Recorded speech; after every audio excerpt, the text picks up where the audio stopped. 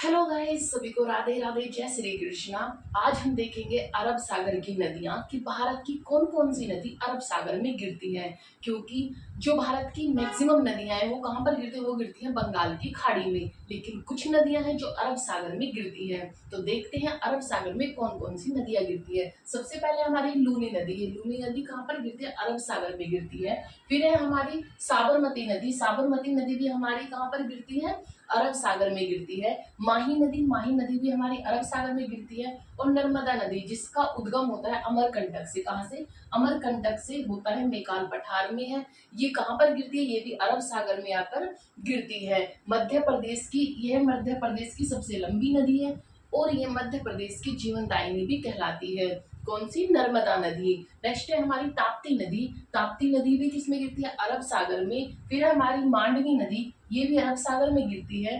मांडवी नदी अरब सागर में गिरती है। ताप्ती नदी भी अरब सागर में गिरती है। इसका उद्गम कहाँ से है, ताप्ती का है सतपुड़ा पहाड़ियों से ये निकलती है और कहाँ पर गिरती है, अरब सागर में गिरती है। मांडवी नदी अरब सागर में गिरती है, किधर, यहाँ पे गिरती है। ज्वारी नदी भी यहीं पे गिरती है। शरावती नदी, इसका भी कहाँ पर आकर ये गिरती है, शरावती नदी भी आकर गिरती है कहाँ पर, अरब सागर की, अरब सागर में। कहाँ पर, अरब सागर में। ये कहाँ से निकलती है, कर्नाटक से होती हुई कहाँ पर गिरती है, अरब सागर में गिरती है। एक है भरतपुंजा। भरतपुंजा नदी भी कहाँ पर गिरती है, भरतपुंजा नदी भी गिरती है अरब सागर में। फिर है पेरियार। पेरियार नदी भी अरब सागर में गिरती है और पुम्बा नदी भी अरब सागर में गिरती है। तो कौन कौन सी नदी अरब सागर में गिरती है, लूनी नदी, माही नदी, साबरमती नदी, नर्मदा, ताप्ती, मांडवी, ज्वारी, श्रावती, भरतपुंजा, पेरियार और पुम्बा, ये नदियां हमारी अरब सागर में गिरती है। थोड़ा सा इसका देखते हैं। जो नर्मदा नदी है इसका उद्गम कहाँ से होता है, इसका उद्गम अमरकंटक से होता है और ये गिरती कहाँ पर है, अरब सागर की खंबात की खाड़ी में। नेक्स्ट है हमारी ताप्ती नदी। ताप्ती नदी का उद्गम कहाँ से, सतपुड़ा पहाड़ियों से है, मध्य प्रदेश से। माही नदी है, ये कहाँ से निकलती है, मध्य प्रदेश से होती हुई कहाँ पर गिरती है, अरब सागर में। साबरमती, साबरमती अरावली की पहाड़ियों से निकलती है और कहाँ पर गिरती है, अरब सागर में। पेरियार नदी पश्चिमी घाट से निकलती हुई केरल से होती हुई कहाँ पर गिरती है, अरब सागर में, खंबात की खाड़ी में।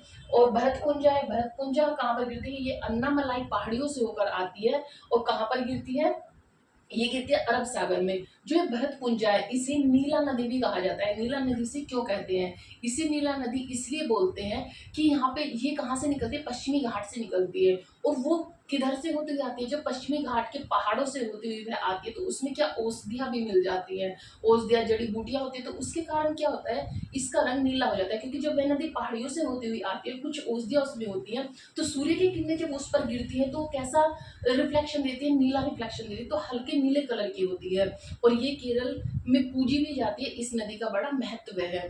नेक्स्ट है हमारी शरावती नदी। क्या, शरावती नदी। शरावती नदी कर्नाटक से होती हुई आती है और इस नदी को जोग फॉल्स, यह नदी क्या करती है, जोग फॉल्स बनाती है। क्या बनाती है, जोग फॉल्स बनाती है। ये है शरावती नदी। ये थी कुछ अरब सागर की नदियां जिसका जो अरब सागर में गिरती हैं। आप इनका स्क्रीनशॉट ले लीजिए।